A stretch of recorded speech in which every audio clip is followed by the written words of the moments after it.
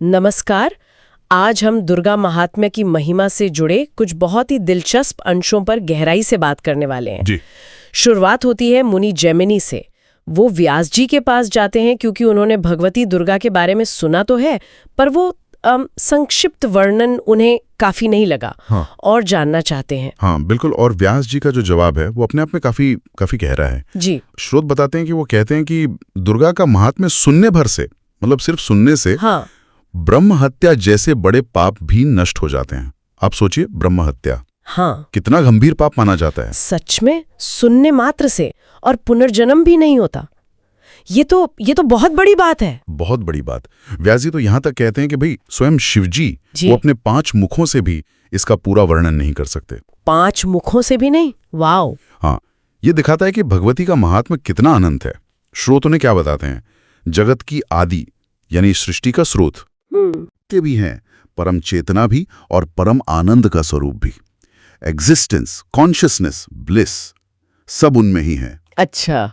और एक और बात, वाराणसी में, मतलब काशी में, मोक्ष की नगरी में, हाँ। शिवजी स्वयं मोक्ष चाहने वालों को भगवती का ही एक मंत्र देते हैं, दुर्गा नाम का तारक मंत्र। तारक मंत्र?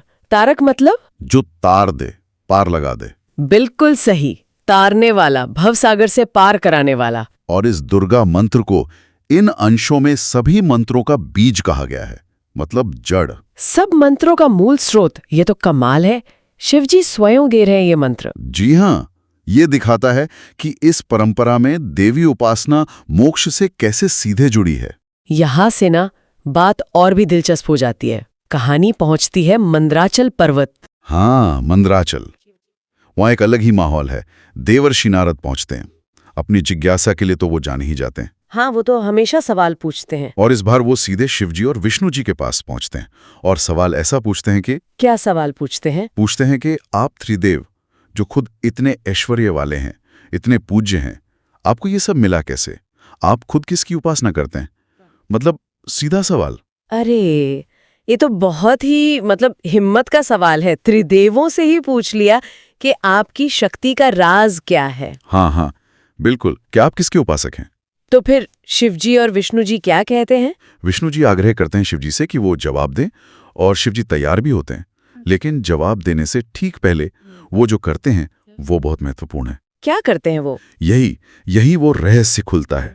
स्रोत बताते हैं कि शिवजी उत्तर देने से पहले भगवती दुर्गा का ध्यान करते हैं। ध्यान करते हैं दुर्गा का? हाँ, और मन ही मन उन्हें एकमात्र पूर्ण ब्रह्म मानते हैं, परम सत्ता, सब कुछ वही है, ऐसा मानकर ध्यान करते हैं।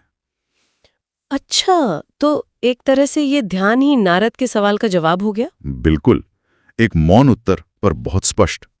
तो ये स्रोत हमें एक साफ दिशा दिखा रहे हैं। नारद का सवाल था कि त्रिदेवों से ऊपर कौन, और शिवजी का ध्यान सीधा इशारा कर रहा है भगवती दुर्गा की तरफ। एकदम। इन अंशों के हिसाब से तो यही लगता है कि भगवती दुर्गा ही वो परम शक्ति हैं जिनकी पूजा त्रिदेव भी करते हैं। ये उन्हें, मतलब त्रिदेवों के भी केंद्र में स्थापित करता है। हाँ, या शायद उनसे भी ऊपर। शायद उनसे भी ऊपर, जैसा ये स्रोत संकेत दे रहे हैं।